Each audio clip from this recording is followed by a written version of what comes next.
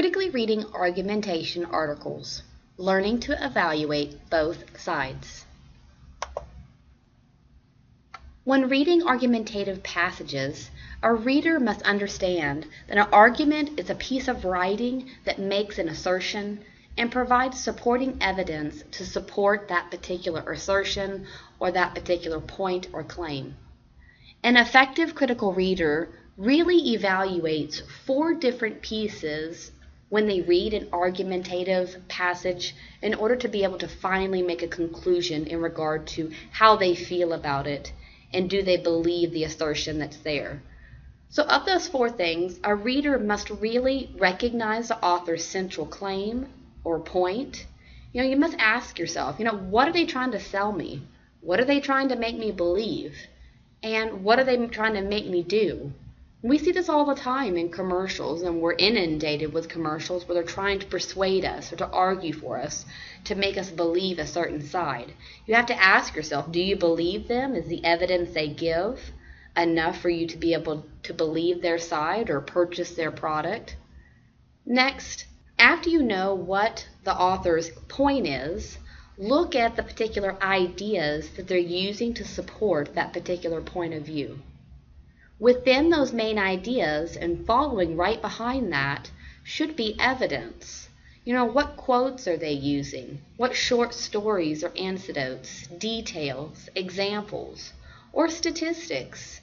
These pieces of evidence, they mean so much to us as a consumer, as a reader, to be able to effectively and critically think about an article and say, I do agree with what this author is saying, or saying, I don't think the evidence is strong enough to agree with this particular author. And ultimately, you've got to know, what is the author's overall purpose? What is the author wanting you to do after they tell you their point, give you main ideas and supporting evidence? Well, what do they want you to do from here? Do they want you to act? Do they want you to purchase something? Do they want you to believe in a certain way? So you've got to particularly be able to critically think and not just gloss over information and assume that everything is true. There are 2 common arguments for argumentative passages. There's inductive and deductive. In an inductive argument, the author moves from specific details to a general conclusion. So here's an example. For example, by observing the number of art galleries, concert halls, and museums in Santa Fe, a travel writer might conclude that Santa Fe residents value art and music. So this particular author had their details and evidence first, and then concluded some information based off of those details. The opposite of that is a deductive argument. In a deductive argument, the author begins with a general conclusion and then moves to the specific evidence. So here, an example, the same travel writer might say, Santa Fe residents value art and music.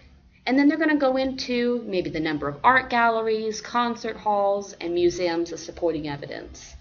Right now, currently most college-level writers, they write in a deductive argument. Because when you write your body paragraphs, you write your topic sentence, which usually is a conclusion of what's going to happen in that particular body paragraph. Then they give their supporting details, and then summarize that. So most students right now usually write in a deductive argument, but sometimes we've got to know how to make a switch, how to be able to provide some supporting details and evidence, and then give a strong overall conclusion based on those details. So what I've given students is I've actually given you an example. I've given you an argumentative reading passage. I want you to stop, and I want you to go and to read that. Consider the section. I want you, after you've read that, does the author make an argument? And if so, I want you to decide on your own, is that an inductive argument, where the supporting details are first, and then a conclusion? Or is that reading passage, is it deductive? Does the author give a strong conclusion, and then give supporting evidence that follows? So stop and take care of that.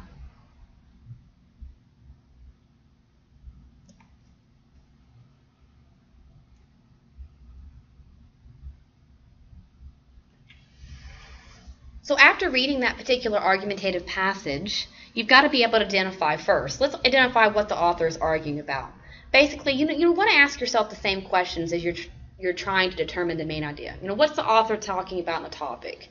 In this particular passage, the author is describing the linguistic divergence in the United States, how languages are different. There can be some signal words that can help you to point you to this issue. Some of those signal words and phrases are in summary, consequently, therefore, for these reasons, thus, since, and it goes on and on. Second, want to be able to identify the support for the argument. This is the evidence that the author provides in this short sample argumentative passage. And it can be in the form of a personal experience. It can be in statistics. It can be examples, comparison, analogies. It can even be direct quotes, which are given in this particular passage. In the previous reading, the author, he uses examples of words used in different regions of the country, and he does this to be able to emphasize how linguistics or languages are divergent across the United States. After you find the evidence, you've got to be able to evaluate it. And evaluate it means you've got to be able to think about it. Critical reading, it involves us deciding whether the evidence, does it really lead you to accept the author's claim? And this really is a matter of judgment. There's really not many easy rules to follow. So you've got to be able to make a personal judgment if this argument, is it acceptable? Is the evidence acceptable? And do you accept what the author is trying to say? Generally for an argument to be regarded as serious, the writer really needs to back it up with facts, expert opinions, statistics, and other forms of reasonable evidence. In the passage, the author offers, the following details to support it. He says there are 3 distinctive dialects of English by the time of the American Revolution. That's a fact. Many new regional words are being coined today. Then he goes on to say, if the author above had simply said, hey, there are different linguistics across the United States, we would have been able to tell, well, where are examples of where the linguistics or the languages are different. But this particular article, for the example for the argumentative passage, he did give strong examples. He did give words that are used differently across the United States and how dialects differ across the United States. So after we've identified that particular supporting evidence and evaluating it, I personally would make a judgment that the quotes and the facts that this author gave, they are reasonable. Then you need to be able to evaluate the evidence. So we found the main idea, what the author was talking about. We found the support. We've evaluated the support. And last, you need to evaluate the entire thing. What's the overall evaluation of the argument? Based on the specific details that this author uses, he was able to come to a general conclusion that linguistic divergence, it's still happening as the United States is regionally becoming different and we're separating ourselves by regions of the United States. Our languages are still changing. Our languages are different. You have to ask yourself, is the argument, is it convincing? And honestly, I would say, as a reader of this article, it is a convincing argument, and there is a reasonable conclusion to come to based on the details in the passage. And last, the one question I wanted you to be able to keep in mind before you read, is the argument inductive? Remember, that's supporting details first and the conclusion last. Or is it deductive, where conclusion first and supporting details last? And since the author provides specific details first and then comes to a conclusion, this is going to be an inductive argument example that's been given to you. So we're going to practice your skills of being able to identify the issue the author is arguing, identify support for an argument, evaluating that support, thinking about it, critically thinking about that information, and then evaluate an argument. We're going to talk about, and I'm going to give you articles that you have to do specific tasks for in regard to the controversial topic of reinstating the draft. Now, if you don't know what a draft is, we're talking about a military draft. A military draft is where people are required and not given an option to volunteer for military service. This is where you are told you're going to war, you have no choice, and off you go. This did occur in the United States history during the Vietnam War. This did happen in the 70s, and so people were required. There were certain exemptions, but people were required to go to the Vietnam War. They had to go. They had to go fight or face consequences if they did not. And there was serious consideration in the early 2000s, I believe around 2003 and 2004, when the United States entered the Iraq War. There was serious consideration to bring the military draft back, that males of a certain age and potentially women of a certain age, I believe between 18 to 35, would be required after they finished high school to go to the military and would not have a choice to sign up. They would just be required to go to serve on behalf of the American Army or the American military.